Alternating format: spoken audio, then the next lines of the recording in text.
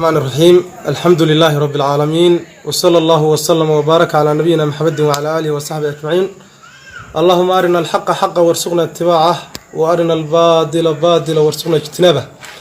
نكالن كهدليا waa Cismaan Cabdi Ducaale oo kamida culimada deegaankan Taleex. Waxaan doonayaa maanta waynu ciidnay inaan warbixin yar oo kooban aan ka bixiyo ciidka in maanta ciidnay. Anagu waxaan kamid ahaa dadkii bisha arkay maalintii Khamiista subaxeedii iyadoo waliba bil weyna. Waxaan isla qiyaasnay dadkayagii markaa eegayay oo dad badan oo salaada subax ka baxay inay bishaasi subaxda Jimcaha ay qorraxda ka soo horeyn doonto oo soo bixi doonto, laakiin aysan muuqanayn.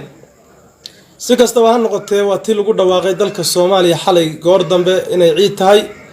Deegaano badanna laga soo wariyay oo laga soo sheegay. Waxaynu cilaaminay ciid inagoo cuskanay culimada muctamidka ee dalkeenu leeyahay, inagoo cuskanay wasaaradaha diinta iyo awqaafta u xilsaaran, inagoo cuskanay dadkii warbaahinta la soo fadhiisiyay ee sheegayay ama cadeynayay inay bishii arkeen. saasaynu ku cuskanay.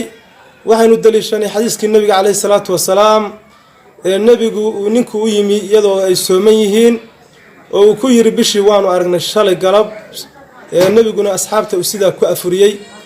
saa daraadeed baynu xalay saqdhexe waxaynu ku dhawaaqnay inay ciid tahay. waxaan doonayaa markaa dadkii ciidka aanu ku ciidsiinay inaan warbixin yar oo kooban siiyo. anigu galabta markay qorraxdu sii dhacaysay baan magaalada Taleex ka baxay. waxaana tagay buurta ugu dheer deegaanka kan magaalada ku hareeraysan waliba ogadeeda ama fiiqa u sareeya.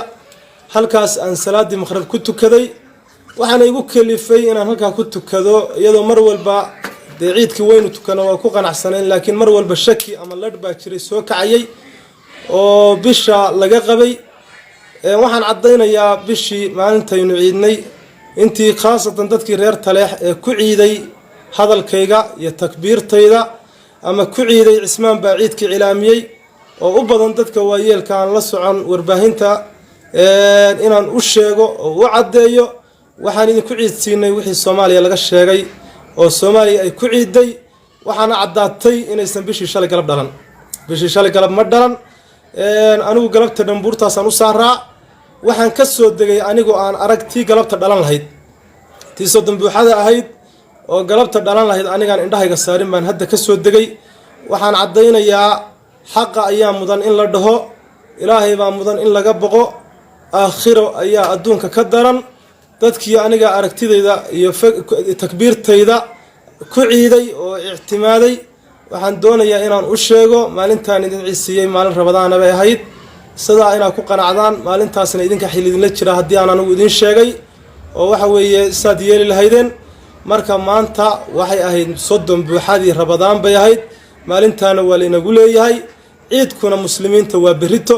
intaasaan doonayaa inaan idin sheego oo idin gaarsiiyo. waxaan idinku ciidsiiyay wixii la arkay oo Soomaaliya oo dhan ay ku ciiday.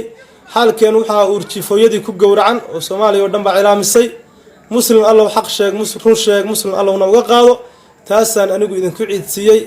sida khilaafkeedana galabta muuqata. waxaan idin sheegayaa maalintaas sida yeelahayd iyo qalaheedii baa idinka doonayaa.